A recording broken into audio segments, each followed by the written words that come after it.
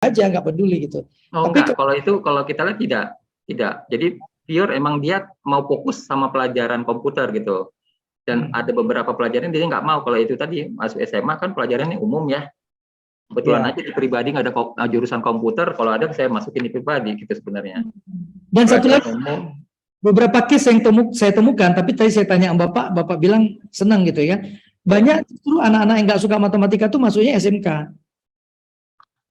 Tapi kan di SMK mereka dapat pelajaran matematika. Dapat pelajaran matematika, Pak. Makanya kan tadi saya bilang kecenderungan. Berarti ada pengecualian lain, Pak, di situ yang harus dengan asesmen kita temukan gitu. Dan SMK dan komputer itu tidak bisa terlepas dari matematika. Nah, betul, Pak.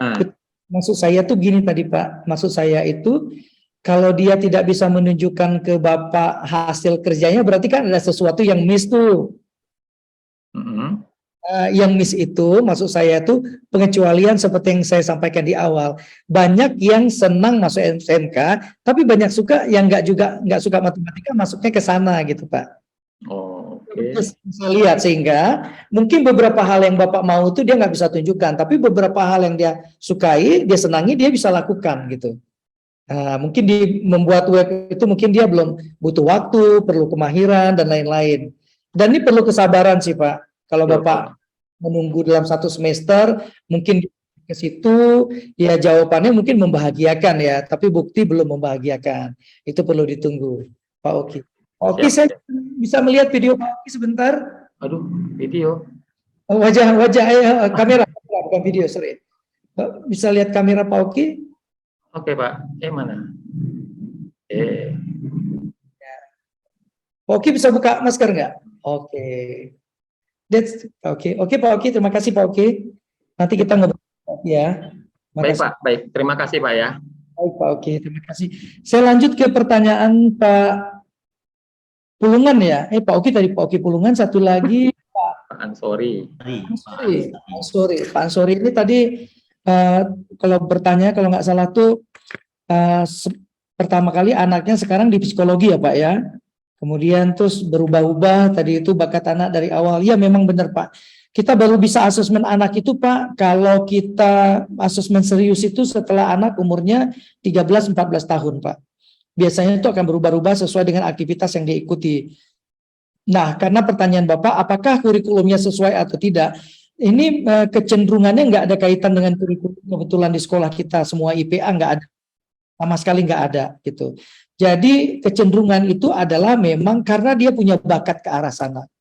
Banyak juga Pak orang sekolahnya bakatnya matematika, tapi sukses menjadi kan Pak ya, seperti salah satu komedian yang alumni ITS jurusan elektro lagi Pak. Ya sekarang kita nggak usah sebut nama, tapi sukses gitu. Tapi bakatnya memang berpikir gitu. Berpikir tuh nggak harus melulu memang melalui IPA dan lain-lain. Tapi apakah bakat itu akan berubah-ubah seperti pertanyaan Pak Surijal ini tadi? Jawabannya sebelum akil balik iya Pak. Setelah akil balik dia mungkin nggak akan berubah secara drastis, tapi mengikuti aktivitas yang cenderung ada di keseharian dia. Contohnya mungkin aktivitas yang dia banyak ikuti akan memancing potensi bakat dia muncul. Dia punya bakat nggak di situ atau tidak gitu ya. Jadi lebih condong ke arah sana seperti itu Pak. Nah kalau ke psikologi pilihannya Pak Ansori waktu itu apa ya Pak menyebabkan dia pilih ke sana sebelum saya analisa Pak?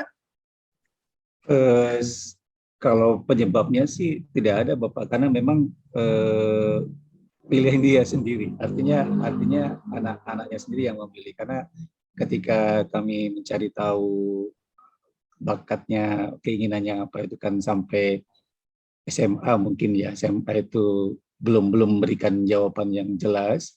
Sementara hasil kalau beberapa kali tes itu dia ke arah eksakta gitu ya Bapak ya.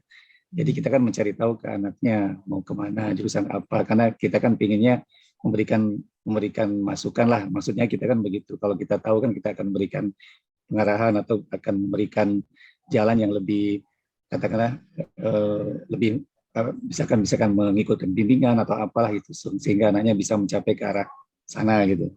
Namun sampai yang anak datang itu selesai sekolahnya pun kami tidak mendapatkan jawaban dari yang bersangkutan sampai kepada titik dia ikut seleksi sendiri dan memilih jurusan sendiri. Kita tanya, kenapa kok milih itu?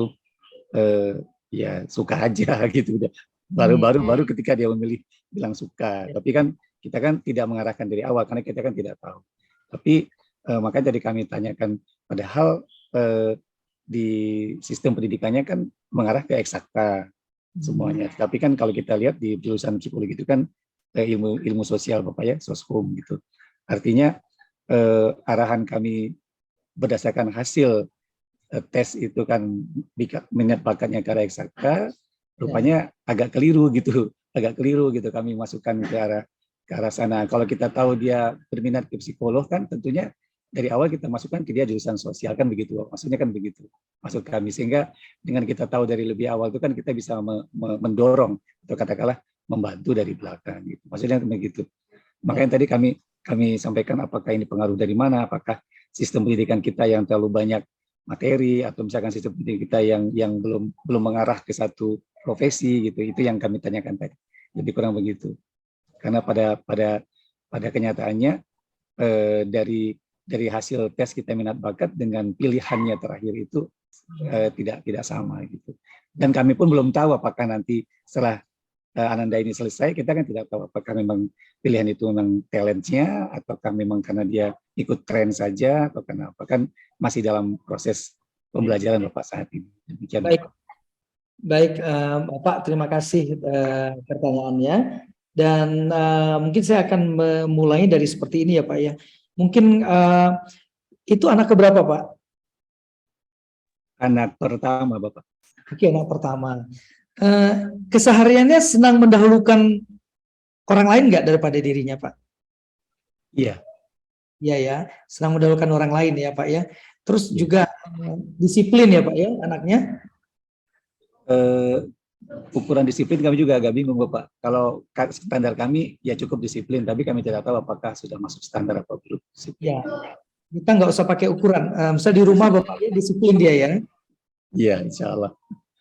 Terus kalau mendengarkan apa namanya telaten ya. Kalau kita bercerita dia telaten mendengar ya. Kadang iya mungkin ya, terkadang juga kadang-kadang tidak juga kadang-kadang begitu. Bapak. Ada nggak teman-temannya yang dia bantu gitu, Bapak terlihat bahwa dia fokus sekali membantu temannya? Kalau itu ada. Ada ya. Kecenderungannya cenderung besar atau kecil, Pak? Nah ini kami belum bisa lihat Bapak. Bisa Bapak lihat ya. Besar kecilnya itu ya. Padahal satu rumah loh ya Pak. Nah, maksudnya kalau membantu orang itu apakah sampai tuntas dari nol sampai selesai, apakah sampai kemana ya kita belum. Kalau dari cerita Bapak, saya merasa pilihan anak Bapak tepat. Kalau dari cerita Bapak ya, kalau cerita Bapak ini benar adanya, apa yang dialami anak itu kan terlihat bahwa anak Bapak tuh sebenarnya kan dia 3 tuh Pak bakatnya. Dia punya bakat developer. Kalau bakat developer itu Pak, dia senang menggali sesuatu yang nggak digali oleh orang lain gitu. Dan dia nggak takut terlihat berbeda Pak.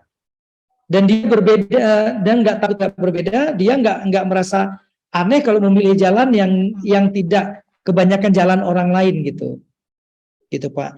Ibaratnya kalau dalam sebuah cerita itu kalau ada kelereng yang datang ya, kelereng itu warna hitam, merah, kuning, hijau. Mungkin kebanyakan orang akan pilih merah, kuning, hijau, tapi dia pilih hitam. Gitu. Ada yang menarik bagi dia di kelereng itu, ketika makanya dia memilih itu. Nah, biasanya dia suka membantu mencapai kesuksesan orang. Kalau seperti jalan cerita Bapak tadi, ya salah satunya adalah ya itu harus ditempuh dengan dia kuliah di psikologi. Nah, pertanyaannya tadi Bapak, padahal Bapak ikut minat bakat anaknya di IPA kan begitu Pak ya. IPA itu kan Pak. Bahkan justru kalau dia di psikologi dia jago IPA, dia lebih mengarah juga nanti ke sana gitu. Contohnya misalnya begini Pak. Ketika dia menjadi sarjana psikologi, jadi psikolog, kan dia nggak langsung juga tidak bekerja ya kan. Mungkin dia bisa menjadi psikolog di lembaga industri, di tempat yang lain-lain, yang kecondongan itu akan muncul. Kayak salah satu klien saya itu, dia juga psikolog Pak, Tapi dia nggak senang dengan